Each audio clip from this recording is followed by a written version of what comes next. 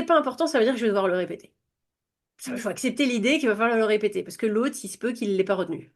Et puis si c'est important, là oui, il faut vraiment qu'on soit en mode où l'autre, on veut qu'il l'entende. Donc si c'est important, on va mettre l'autre dans le cadre de l'écoute. On va l'aider à nous écouter. On va lui demander, est-ce que tu peux poser ton téléphone? Est-ce que tu peux te sortir de l'écran dans lequel tu es? Est-ce que tu peux te mettre face à moi? Est-ce que on peut prendre son visage entre ses mains? On peut lui dire, écoute, là j'ai quelque chose d'important. Tu dis, mon chéri, c'est ça, c'est vachement important pour moi.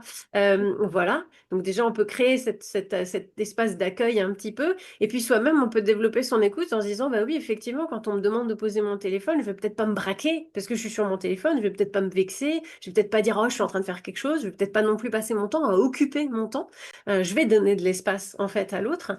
Et parmi les choses d'écoute nécessaires, c'est justement de donner ce signal dès le début de la relation, de dire, bah écoute, j'ai besoin que tu me donnes des temps d'écoute. Il faut que toi-même, tu acceptes, tu viens vers moi et tu me dis, comment ça va? Est-ce que tu es prêt à m'entendre, en fait, de te mettre en situation de réception? Donc, il faut avoir la volonté, en fait, intrinsèque de vouloir écouter l'autre. Il faut avoir envie d'écouter l'autre. Et cette envie, bah, il faut avoir envie de se dire que ça va nous apporter quelque chose à nous. Cette écoute, elle va nous apporter de l'information. Plus on va développer de l'écoute, moins c'est un piège. Donc, il faut aussi apprendre à l'autre, quand il nous transmet de l'info, justement, on en parlait dans notre première émission, hein, de ne pas avoir ce tu qui tue, un petit peu, de ne pas avoir ce message derrière. Je sais pas ce que vous en pensez un peu, les filles. Tu as dit plein de choses. Et alors, au niveau professionnel, j'entends l'écoute, elle peut simplement servir.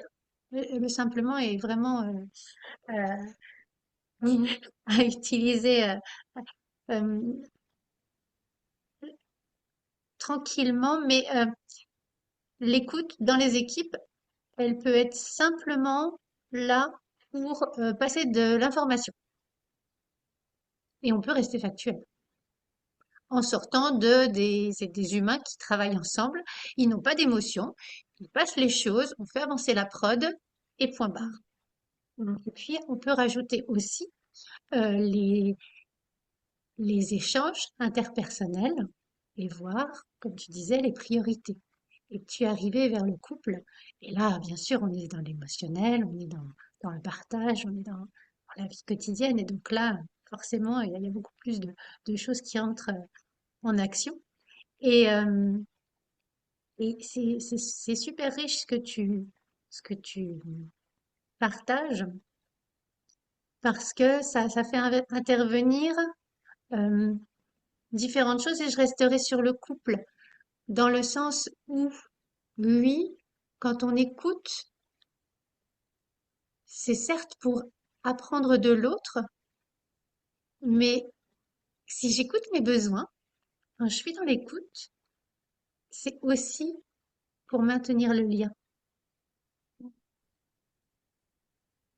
Et voilà, ça dépend des besoins de chacun aussi et de nos priorités du moment.